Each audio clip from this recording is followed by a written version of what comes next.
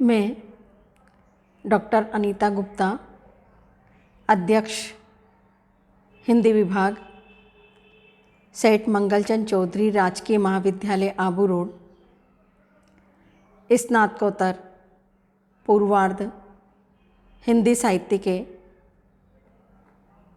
समस्त नियमित विद्यार्थियों का हार्दिक अभिनंदन करती हूँ। ज्ञान व बुद्धि की देवी माँ सरस्वती को शत शत नमन व वंदन करते हुए वरदे वीणा वादिनी वरदे प्रिय स्वतंत्र रव अमृत मंत्र नव भारत में भर दे वरदे वीणा वादिनी वरदे। माँ सरस्वती के अविस्मरणीय सपूत सूर्यकांत त्रिपाठी निराला,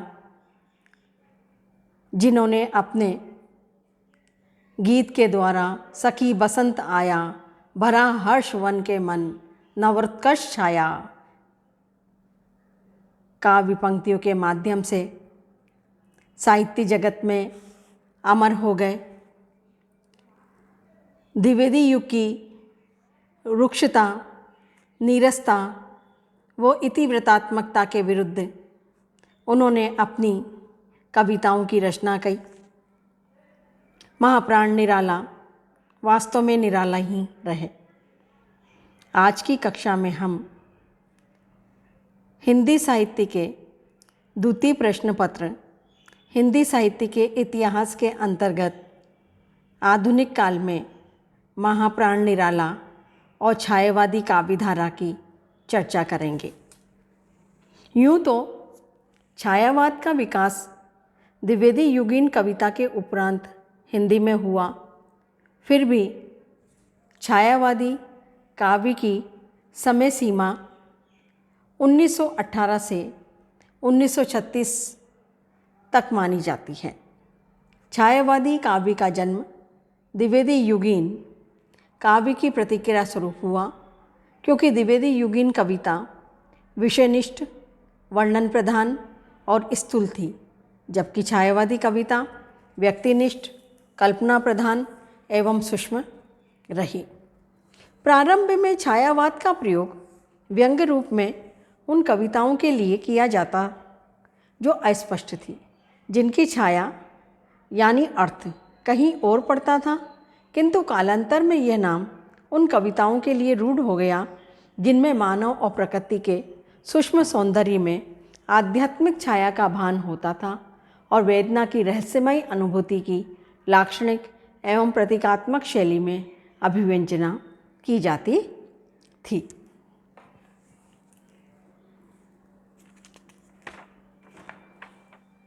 महाप्राण निराला छायावादी काव्यधारा के अंतर्गत सार्वभौम प्रतिभा के शुभ पुरुष थे। उनकी कविता में दर्शन है और दर्शन में काव्य है। उनके काव्य में एक दार्शनिक विचारधारा अंतर्निहित थी। उनके दार्शनिक विकास में भावना की अपेक्षा बुद्धि का अधिक योग रहा। उनके समस्त काव्य में अद्वैत दर्शन की सफल अभिव्यक्ति हुई है। कवि के दार्शनिक विचारों पर श्री रामकृष्ण परमहंस और स्वामी विवेकानंद का गहरा प्रभाव रहा है। कवि निराला ने स्वतंत्र रूप से उपनिषदों तथा वेदांत दर्शन का चिंतन किया तथा शंकर के अद्वैत दर्शन अथवा अद्वैतवाद को उन्होंने रामकृष्ण मिशन के माध्यम से ग्रहण किया। अतएव उनके काव्य में अद्वैत दर्शन के तत्वों के साथ मानवतावाद की भावना भी निहित है। वस्तुतः निराला जी के काव्य की मूलधारा आध्यात्मिक रही है, भौतिक नहीं। उनके काव्य में दर्शन के आध्यात्मिक और व्यावहारिक दोनों पक्ष हैं। यहाँ हम एक उदाहरण के लिए एक रचना देखते हैं जिसमें कवि के मन में कर्ण को देखकर अन्यान्य जिज्ञासाएं उठती हैं। कवि के मन में सहज ही विश्वास और जिज्ञासा होती है कि अखिल विश्व के मूल में कौन सी शक्ति है और जो इस विश्व रचना का कारण है। तुम हो अखिल विश्व में, या यह अखिल विश्व है तुम में। अखिल विश्व तुम एक, यद्यपि देख रही हूँ तुम में भेद अनेक। बिंदु, विश्व के तुम कारण या यह विश्व तुम्हारा कारण? कार्य पंचभूतात्मक तुम हो या कि तुम्हारे कार्यभूत? यहाँ कवि को ईश्वर की लीला का भेद ज्ञात नहीं हुआ है। उसे रहस्यवादियों की भांति सर्वत्र उस अज्ञात की छाया का आभास होता है और वो कह देते हैं, गाने दो प्रिय मुझे भूलकर, अपनापन अपार जग सुंदर, खुली करुण उर्की सीपी पर, स्वाति जल नित नित बरसाओ। परिचय से ही प्रेम होता है और कवि उस प्रीतम के साक्षात्कार के लिए विकल हो उठता है और कवि विहित प्रश्नों के द्वारा सृष्टि के परे जो अज्ञात सत्ता है उसे पाने का अनुरोध करता है और इसी भाव से प्रेरित हो वो उस असीम को खोजने लगता है। तुम्हें खोजता मैं निर्जन में, भटकूं जब घन जीवन वन में, भेद गहन तब मनो गगन में, ज्योतिर्मय उतरो। तुम ही रहो मिल जाए जगत सब, एक तत्व में जो भव कलरव, ज्योत्स्नामयी तमको किरणासव, मिला मिला उरलो। निराला जी की कविता तुम और मैं में दार्शनिक सिद्धांतों का अद्भुत काव्यमय विवरण हुआ है। इसमें कवि ने विभिन्न प्रतीकों द्वारा ब्रह्मा और जीव की अभेदता का प्रतिपादन किया है। जीव का अस्तित्व ब्रह्मा से पृथक नहीं है, तभी दोनों का घनिष्ठ संबंध है। इस जीवात्मा और परमात्मा की अभेदता पर ही अद्वैत दर्शन स्थित है। जीव अहंकारवश अपने शुद्ध बुद्ध ब्रह्मस्वरूप को भूलकर भेद उत्पन्न करता है। वस्तुतः ये भेद नहीं है, ये एक भ्रम है। जीव और ब्रह्म अभिन्न है। ब्रह्म के बिना जीवात्मा का अस्तित्व नहीं। निराला जी ने ब्रह्म और जीव के संबंध का तुम और मैं कविता में सुंदर दार्शनिक निरूपण किया है। तुम तुंग हिमालय श्रृंग और मैं चंचल गति सुर सरिता, तुम विमल हृदय उच्छ्वास और मैं कांत कामिनी कविता। तुम शिव हो मैं हूँ शक्ति, तुम रघुकुल गौरव रामचंद्र, मैं सीता अचला भक्ति। कवि निराला अद्वैत दर्शन को स्वीकार करते हुए भी भक्ति भावना को ईश्वर प्राप्ति में सहायक मानते हैं। निराला जी की दृष्टि में भक्ति और वेदांत में पूर्णतः विरोध नहीं है। ईश्वर की उपासना से जीव के चित्त की शुद्धि होती है और तभी वो ज्ञान मार्ग का अवलंबन लेकर निर्गुण ब्रह्म को पा सकता है। राम की शक्ति पूजा कविता उनकी सुप्रसिद्ध कविता है। यह ब्रह्म और उनकी शक्ति में अभिन्नता है। जिस प्रकार हम अग्नि से जलन शक्ति को पृथक नहीं कर सकते हैं, उसी प्रकार ब्रह्म और शक्ति का संबंध है। निराला जी ने विवेकानंद जी से प्रभावित होकर उनकी कतिमय रचनाओं को जैसे नाचे उस पर श्यामा आदि का अनुवाद किया और अपनी मौलिक रचनाएं लिखी, जिनमें राम की शक्ति पूजा प्रमुख है। राम की शक्ति पूजा कविता में शक्ति का दार्शनिक स्वरूप देखते हैं। देखो बंधुवर, सामने स्थित जो ये भूधर, शोभित शत हरित गुल्म, तृण से श्यामल सुंदर। पार्वती कल्पना है इसकी मकरंद बिंदु, गरजता चरण पांत पर, सिंह वह नहीं सिंधु। दश दिक समस्त है हस्त और देखो ऊपर, अंबर में हुए दिगंबर, अर्चित शशि शेखर। लख महाभाव मंगल, पदतल धस रहा गर्व, मानव के मन का असुर मंद हो रहा खर्व। अंत में महाशक्ति राम को वर दे राम के वदन में लीन हो जाती है। होगी जय होगी है पुरुषोत्तम नवीन, क्या है महाशक्ति राम के वदन में हुई लीन। इस प्रकार से निराला जी ने अपने काव्य में सामाजिक जीवन के वैषम्य का भी यथार्थ चित्रण किया है। निराला जी को जीवन में जो कटु अनुभव मिले, जो भीषण आर्थिक वैषम्य सहना पड़ा, वही यथार्थवादी भूमिका के रूप में उनके काव्य में अभिव्यक्त हुआ। निराला जी की वैदिक प्रतिक्रिया ने कालांतर में व्यापक सामाजिक आधार ले लिया। इस वैषम्य को मिटाने के लिए निराला जी ने आर्थिक व्यवस्था पर चोट की तथा सामाजिक व्यवस्था के प्रति विद्रोह भाव भी व्यक्त किया। निराला जी की कविताएं दान, विधवा, भिक्षुक, तोड़ती पत्थर आदि इसके ज्वलंत उदाहरण हैं। कुकुरमुत्ता में प्रगतिशील दृष्टिकोण का समुन्नत रूप मिलता है। कुकुरमुत्ता कविता में निराला जी ने आर्थिक वैषम्य और पूंजीपतियों की शोषण वृत्ति का सजीव निरूपण किया है। अबे सुन बे गुलाब, भूल मत जो पाई खुशबू, रंगो आब, खून चूसा खाद का, तूने अशिष्ट, डाल पर इतराता है कैपिटलिस्ट। निराला जी ने तोड़ती पत्थर रचना में इलाहाबाद के पत्थर पर पत्थर तोड़ती हुई युवती के जीवन का सही आकलन किया है। ये कविता समाज के आर्थिक अभाव की ज्वलंत प्रतीक है। निराला की इस कविता में संघर्ष और शोषण की शिकार युवती के अथक परिश्रम के प्रति तीव्र सहानुभूति का भाव है। वह तोड़ती पत्थर, देखा उसे मैंने इलाहाबाद के पथ पर, वो तोड़ती पत्थर। कोई न छायादार पेड़, वह जिसके तले बैठी हुई स्वीकार, श्याम तन भर बंधा यौवन, नत नयन प्रिय कर्म रतमन, गुरु हथौड़ा हाथ करती बार बार प्रहार, सामने तरुमालिका अट्टालिका प्राकार। इस तरह से कहा जा सकता है कि निराला जी की दृष्टि में प्राचीन धार्मिक रूढ़ियों और सामाजिक बंधन मानव प्रगति में बाधक है। निराला जी का समस्त काव्य सांस्कृतिक चेतना से अनुप्राणित है। सांस्कृतिक उन्नयन में मानव जीवन को अधिक समुन्नत बनाने का भाव है। उनके काव्य में मानवीय संस्कृति और राष्ट्रीय संस्कृति का सुंदर समन्वय हुआ है। निराला जी को भारतीय संस्कृति के मूल्य और आदर्श प्रिय हैं। उनके काव्य में भारतीय संस्कृति के तत्वों का अभिव्यंजन हुआ है। वे सामाजिक वैषम्य, ऊंच नीच, बड़े छोटे के भेद को दूर करना चाहते हैं। उनके काव्य में एक ऐसे लोक की कल्पना है जिसमें सर्वहारा वर्ग एवं उच्चतर संस्कृति का उत्पादक बन सके। एक ऐसी समाज रचना जिसमें अधिकारवाद न हो, व्यक्ति अपने व समाज के कर्तव्यों और अधिकारों को सहज वृत्ति से समझे, वो उनका पालन करे, ऐसी सांस्कृतिक योजना है।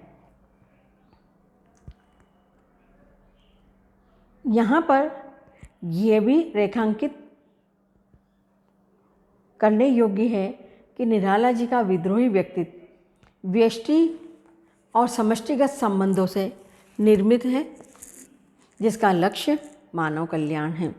वह सदैव जड़ मान्यताओं और रूढ़िगत संस्कारों के प्रति सजग रहे हैं। निराला जी ने तत्कालीन धार्मिक, सामाजिक, राजनीतिक, साहित्यिक आदि क्षेत्रों की स्थापनाओं, पद्धतियों तथा रूढ़ियों का अनवरत विरोध किया तथा सर्वत्र सुधार का प्रयत्न किया। इसी से प्रेरित होकर उन्होंने क्रांति और जागरण के गीत गाए। उनके काव्य में व्यक्त क्रांति का स्वर अधिक प्रखर है। एक बार बस और नाच तू श्यामा, सामान सभी तैयार, कितने ही हैं असुर चाहिए तुझको हार। निराला जी की प्रवृत्ति स्वच्छंदता की रही है। उनके काव्य में मिलती है ये प्रवृत्ति उनके खान पान, रीति रिवाज, रहन सहन, वेशभूषा, आचार विचार सभी में मिलती है। प्रेम का सागर तो निस्सीम भूमा उमड़ता है। पद के माध्यम से देखते हैं कि छोटे से घर की लघु सीमा में बंधे हैं क्षुद्र भाव। यह सचे प्रिय प्रेम की प्रयोधि तो उमड़ता है सदा ही निसीम भू पर। इस तरह से कहा जा सकता है कि निराला जी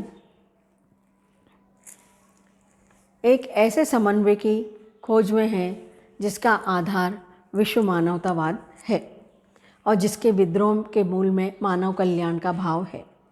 आचार्य नंदुलारे वाजपेयी ने सत्य कहा है कि अपने व्यक्तित्व और वैयक्तिक साधना के बल पर उनके काव्य में एक सामंजस्य की भूमिका मानववादी स्तर पर है, मानव जीवन के प्रति आस्था पर निर्मित है और ये निराला जी का मूल्यवान प्रत्यय है। उनके विद्रोह की भूमिका मानवतावादी है। भिक्षुक कविता में एक भिखारी का दयनीय चित्र उपस्थित है। वह आता, दो टूक कलेजे के करता, पछताता पथ पर आता, पेट पीठ दोनों मिलकर हैं एक, चल रहा लकुटियाँ टेक, मुँह फटी पुरानी झोली को फैलाता, दो टूक कलेजे के करता, पछताता पथ पर आता। निराला जी की दृष्टि भारतीय नारी की ओर भी उन्मुख हुई। सदियों के बंधन और रूढ़ियों में कैद नारी स्वाधीन समाज के उत्कर्ष के लिए नितांत आवश्यक है।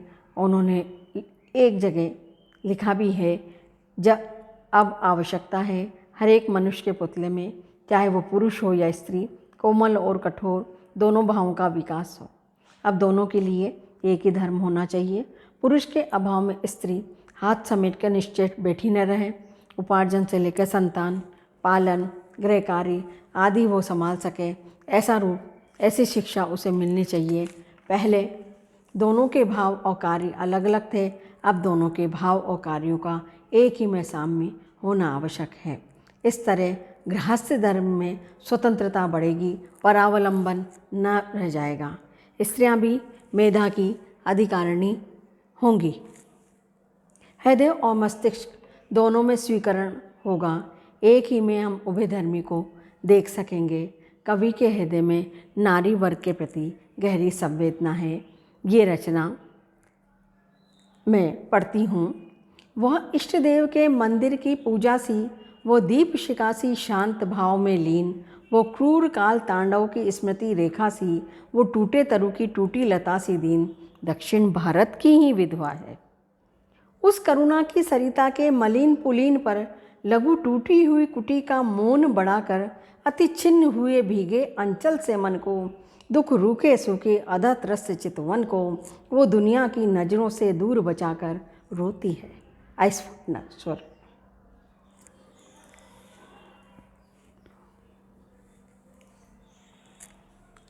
कुकुरमुत्ता सर्वोत्कृष्ट सामाजिक व्यंग्यात्मक रचना मानी जाती है। इसमें नवाब पूंजीपतियों का प्रतीक है जो समाज का शोषण कर रहा है। कुकुरमुत्ता सर्वहारा वर्ग का प्रतीक है। इसमें व्यंग और विनोद के बीच यथार्थ का चित्रण हुआ है। कुकुरमुत्ता गुलाब से अपनी समता करता है, कभी कोरे साम्यवादियों की निंदा करता है और मानवतावाद के आधार पर समाज के मित्र वर्गों को पास लाने का प्रयास करता है। कुकुरमुत्ता स्वयं को गुलाब से श्रेष्ठ कहता है। अबे सुन बे गुलाब, भूल मत जो पाई खुशबू रंगो आब, खून चूसा खाद का तूने अशिष्ट, डाल पर इतराता है कैपिटलिस्ट, कितनों को तूने बनाया है गुलाम, माली कर रखा है सहाया जाड़ा धाम। इसके अलावा भी निराला जी की अनेक रचनाओं में सामाजिक वैषम्य के प्रति तीखा व्यंग है। उनकी रानी और कहानी, खजोहरा, खुशखबरी, प्रेम संगीत, गर्म पकौड़ी, कुत्ता भौंकने लगा, झिंगूर डट के बोला, डिप्टी साहब आए तथा महंगू महंगाराम आदि कविताओं में सामाजिक यथार्थ की अभिव्यक्ति हुई है। इनका स्वरूप यथार्थवादी है तथा समाज की विद्रूपता का इसमें चित्रण किया गया है। जागो फिर एक बार कविता में निराला जी ने कर्म की प्रेरणा और जागरण का संदेश दिया है। कवि ने वीरत्व की स्मृति जागृत की है। वीरत्व की भावना और स्वतंत्रता के उद्घोष से कवि ने सुप्त भारतीय समाज में चेतना भर देने की चेष्टा की है।